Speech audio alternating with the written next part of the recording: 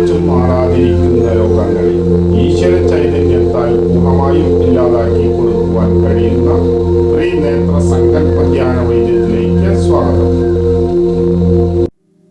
வணக்கங்க. பல்லடம் வட்டம்ங்க, வாவிபுலம் கிராமங்க. ஊர் குள்ளம்பாளையம்ங்க. நாங்க விவசாயிங்க. எங்க வீட்டுக்காரர் பேரு வடுநாரசாமிங்க. பையன் பேரு வி கோகுல். தாராபுரம் விவேகம் ஸ்கூல்ல படிக்கிறானுங்க. என் பேரு மாதீஸ்வரிங்க. நானும் தலைவேதனை ரொம்ப வருத்தப்பட்டனுங்க. ஹாஸ்பிட்டல்ல எங்க போயும் கேட்கலிங்க. போனா நல்லா இருக்கும், மறுபடியும் வீடு வந்தா அது மாதிரிதான் வலிக்குங்க. அப்புறம் எங்க மச்சான் லாலாகாட்டுல இருக்கிறாருங்க, கேரளா பக்கத்துல. அவருக்கு இழப்பு நோயும் புண்ணு இருந்ததுங்க காலில். அதுக்கு அங்க மணியண்ணன் போய் பார்த்தாருங்க. அவரு சித்தர் சாமி ஜபம் பண்ணி அவருக்கு ரெடி ஆச்சுங்க. ரெடி ஆனதுக்கு அப்புறம் எனக்கு சொன்னாங்க, 2-3 டைம் சொன்னாங்க. நான் போகலிங்க. அதுக்கப்புறம் சரி போய் பார்க்கலான்னு போனேங்க. ஒரு டைம் போயிட்டு வந்தாங்க. அவர் ஜபம் பண்ணாரு. அப்புறம் அங்கிருந்து எனக்கு கவனிச்சாருங்க. நல்லா குணமாயிருச்சுங்க, நல்லா இருக்கணுங்க. இப்போ எந்த தொந்தரவும் இல்லைங்க. அவர் அங்கிருந்து கவனிச்சுட்டு இருக்கிறாருங்க. நானும் இப்போ அதுல இருந்து மீண்டும் நல்லா இருக்கிறேனுங்க. எல்லாரும் எந்த நோய் யாருக்கு எது இருந்தாலும் போய் மணியண்ண பாருங்க, உங்களுக்கு ரெடி ஆகும், சக்சஸ் ஆயிரும். அதனால பயப்பட வேண்டியது. நம்மனால வேதனை பட்டனுங்க. அவ கடப்பாறையில குத்துற மாதிரி குத்தும். நம்ம என்னடா இப்படி நம்ம வாழ்க்கை இப்படித்தானா வீணா போயிரும் தலைவேதனையோட நினைச்சுனுங்க. என் பையனும் ரொம்ப வருத்தப்பட்டுக்கிறானுங்க. எங்க ஹஸ்பண்டு போகாத பக்கமெல்லாம் இல்லைங்க, எல்லா பக்கம் கூட்டிட்டு போய் ரொம்ப வேதனைப்பட்டுட்டு அழுகுறது ஒரு பையன் பார்த்தாருங்க, நல்லா பார்த்தாருங்க. எந்த ஹாஸ்பிட்டல் போயுமே ரெடி ஆகாத நம்ம நைட் எல்லாம் தூங்காமையும் கூட எந்திரிச்சு ஓடுவனுங்க. அந்த மாதிரி எல்லாம் இருந்ததுங்க. இப்போ பரவாயில்லைங்க, நல்லா இருக்கிறேங்க. எதுனாலும் நல்லா இல்லாதவங்க மணியண்ண பாருங்க, கண்டிப்பா சக்சஸ் ஆகுங்க. நிறைய பக்கம் போயும் அப்புறம் மணியண்ண தான் எங்க மச்சான் மூலியமா பார்த்தேங்க. பார்த்து அப்புறம் அவரு போய் 2-3 டைம் போறதுக்கு முயற்சி பண்ணி போகலிங்க. அப்புறம் சரி கடைசி டைம் சரி போகலாம் அப்படின்னு சொல்லி போய் பார்த்தேங்க. பரவாயில்லைங்க எனக்கு. நீங்களும் முடிஞ்ச அளவுக்கு நிறைய பக்கம் போனாங்க. நாங்க ஹாஸ்பிட்டல்ல நிறைய பக்கம் போய் காசெல்லாம் நிறைய நம்மளாம் செலவு பண்ணணுங்க. நிறைய போனா 10,000 5,000 இந்த மாதிரி 5,000 இப்படி எல்லாம் செலவு பண்ணி ஸ்கேன் எல்லாம் பண்ணி பார்த்தாங்க டாக்டர். ஆனா எந்த முடிவுமே சொல்ல மாட்டேன், ஒண்ணுமில்லைன்னு சொல்லுவாங்க. வீட்டுக்கு வந்தா நலமாயிருங்க.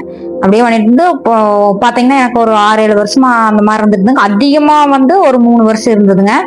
ரொம்பவே தாங்காம பையன் ரொம்ப சிரமப்பட்டானுங்க. எங்க ஹஸ்பண்டும் ரொம்ப சிரமப்பட்டு என்னடா நம்ம வாழ்க்கை இப்படித்தான் போயிருமாங்கிற மாதிரி எல்லாம் நினைச்சிட்டாங்க. வந்தவங்க கிட்ட கூட ஒரு நிம்மதியா பேசுறதுலாம இப்படி இருக்குது, என் சம்சாரத்துக்கு இப்படி இருக்குது, என்ன பண்றதுங்கிற மாதிரி எல்லாம் இருந்ததுங்க. எனக்கும் என்ன சாமி எல்லாம் போய் கும்பிட்டு எந்த சாமியும் நம்மளுக்கு ஒரு இது இல்லையே, பலன் இல்லை அப்படிங்கிற மாதிரி எல்லாம் ரொம்ப வாழ்க்கையே வெறுத்த மாதிரி ஆயிடுச்சுங்க.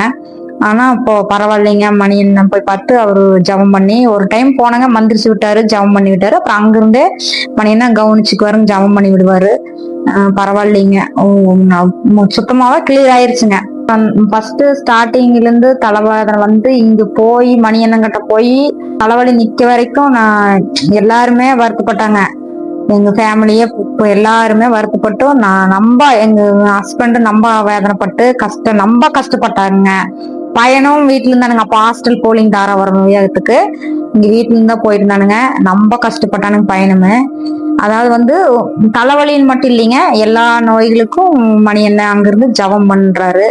அங்கிருந்து காலையிலயும் சாயந்தரம் ஜபம் பண்ணும்போது உங்களுக்கு எந்த நோயா இருந்தாலும் கிளியர் ஆகிக்கும்.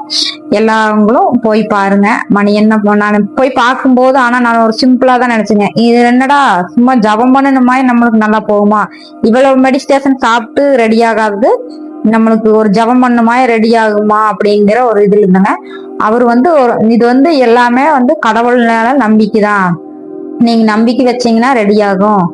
முதல் நம்பிக்கைதான் காரணம் அப்படின்னு சொல்லி எனக்கு ஒரு 71 நாள் டைம் கொடுத்தாருங்க. அவ்வளவு நாள் எல்லாம் எனக்கு தாங்க முடியாதுங்கன்னா சொல்லங்காட்டி அப்புறம் 51 நாள் இருந்தாருங்க. அந்த 51 நாள்லயே அவரு அங்க போயிட்டு வந்ததுக்கு அப்புறமும் ஒரு வாரத்துல கொஞ்சம் மாற்றமாச்சுங்க.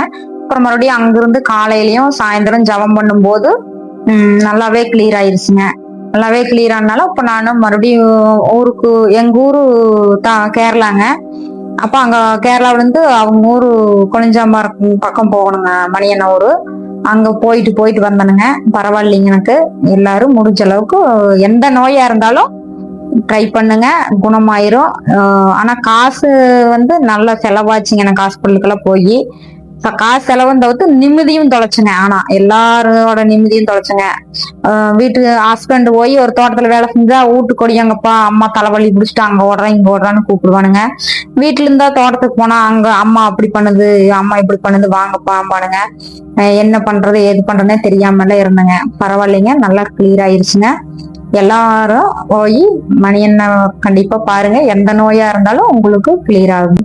இப்போ நீங்க போய் டாக்டருக்கு இன்னைக்கு நோய்க்கு இன்னைக்கு பீஸ் கட்டினீங்கன்னா இன்னைக்கு மட்டும்தான் பாப்பாரு. நாளைக்கு அந்த நோய் ரிட்டர்ன் வந்துன்னா அவர் நாளைக்கு அதை பார்க்க மாட்டாரு. இன்னைக்கு பீஸ் கட்டுங்கம்மா அப்பதான் பாப்பேன்னு சொல்றாரு. மணியண்ண வந்து அப்படி இல்லைங்க. எனக்கு 1 வருஷம் ஆச்சுங்க இது முடிஞ்சு. இப்போ வந்து லைட்டா தலைவலிக்குன்னு சொன்னாலுமே கூப்பிட்டு சொன்னா போதும், சரி மாதேஸ்வரி எனக்கு தூக்கம் வரலைங்கண்ணா அப்படின்னு சொன்னாலுமோ கூப்பிட்டு சொன்னா போதுங்க. அங்கிருந்து ஜெபம் பண்ணி விடுவாரு, தூக்கம் வரும், தலைவலியும் இருக்காதுங்க. அப்பப்ப எப்பாவது வந்தாலுமே சொன்னாலுமே ஜெபம் பண்ணி விட்டாருன்னா இருக்காதுங்க. அங்க ஒரு 71 நாள் டைம் வச்சாருன்னா அதுல வந்து நம்மளுக்கு 8 நாளைக்கு ஒருக்கா வெள்ளிக்கிழமை இல்லைன்னா வியாழக்கிழமை இல்லாட்டி புதன்கிழமை அந்த மாதிரி போன் பண்ண சொல்லுவாருங்க. அதை வந்து நம்ம தொடர்ந்து கன்டினியூ பண்ணணுங்க. கன்டினியூ பண்ணதுக்கு அப்புறம் அந்த 71 நாள்ல நம்மளுக்கு சுத்தமா கிளியர் ஆயிருங்க. கிளியர் ஆனதுக்கு அப்புறமும் உங்களுக்கு வந்து ஒரு மெடிசேஷன் இல்லாமயே கிளியர் ஆகும்போது இது வந்து ஆச்சரியப்படம் கூடிய விஷயம்ங்க.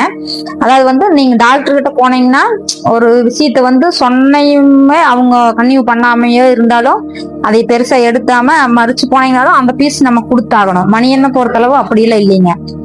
நீங்க 1 வருஷம் 2 வருஷம் கழிச்சு எனக்கு இந்த மாதிரி தொந்தரவு பண்ணுது அப்படின்னு சொன்னாலுமே அவருக்கு முடிஞ்ச சக்தி அளவு பாக்குறாரு. ஆனா முடிஞ்ச சக்தி அளவு பார்த்தாலும் நம்மளுக்கு வந்து நல்லாவே குறையுதுங்க. அதை பத்தி யாரும் ஃபீல் பண்ணாதீங்க.